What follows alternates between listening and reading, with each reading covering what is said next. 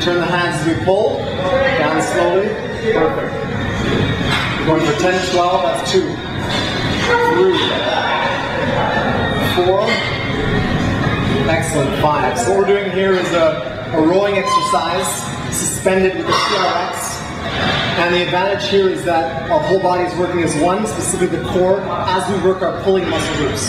And next we're going to do a clean squat to press with the sandbag.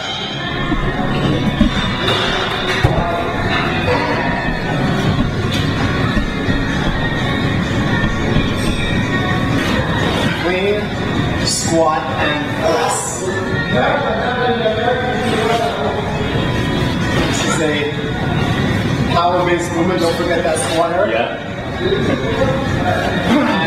And the advantage of using the sandbag as opposed to a barbell is, again, the instability of the weight forcing your whole body to work a little harder throughout the movement.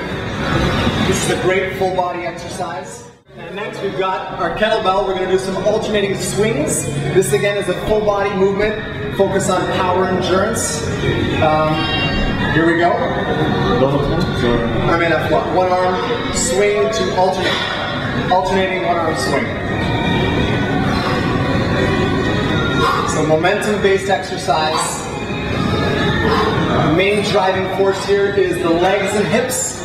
As you see, all the power is coming from there. The arms and shoulders are just guiding the weight. So this becomes a great lower body and hip power endurance exercise, but again, full body is involved. 10 more. 11. 12. It's important that we bring those hips nice and forward in the movement because that's where power is generated from, but we never want to hyperextend. This workout is, what we just did there is called a tricep, 3 exercises lined up in a row. And Eric is at a conditioning level that he can handle doing this many exercises of this caliber. But this kind of sequence is definitely be a more intermediate to advanced sequence. But you can take these same movements and give them to anyone at any conditioning level and break it down for them. All right, and back. Set number 2 of this tri-set. Back to the TRX suspended rows. Let's do 10 reps here. That perfect body line, ears, shoulder, side of the hip, knee, ankle, all lined up. Again, that's what makes that core work so hard, keeping that plank-like position, which makes this so interesting of an exercise. And excellent, down, good. This is big bang for your buck in terms of an exercise. Everything is working here. Push-pull muscle groups, the legs, the lower back, the hips, the core, everything. One more time, Eric.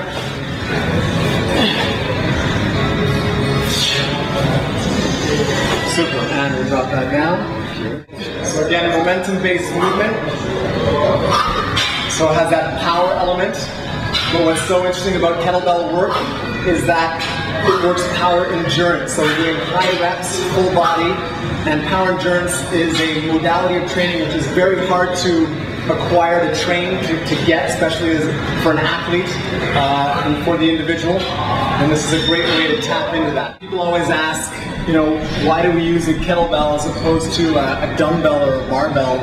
And there's many reasons, but some of the main ones are the distribution of weight between the ball and the handle is completely different from a dumbbell. A dumbbell is completely balanced. This is unbalanced.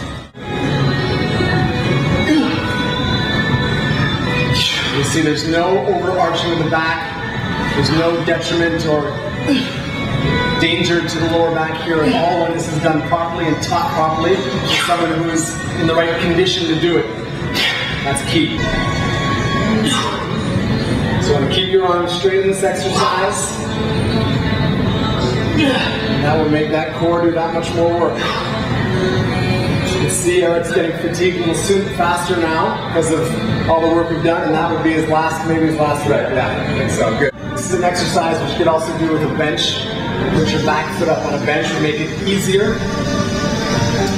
This is obviously less stable, so it forces him again to work his balance more, his stabilizing muscles more, and have a lot more core stability and strength. So this again is not for a beginner.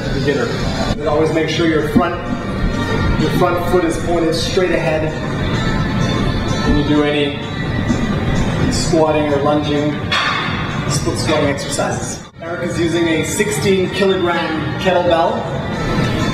For a beginner, we start off with an 8-kilogram kettlebell, which is the smallest kettlebell there is. But we build up again to the snatch. The snatch is not a beginner movement.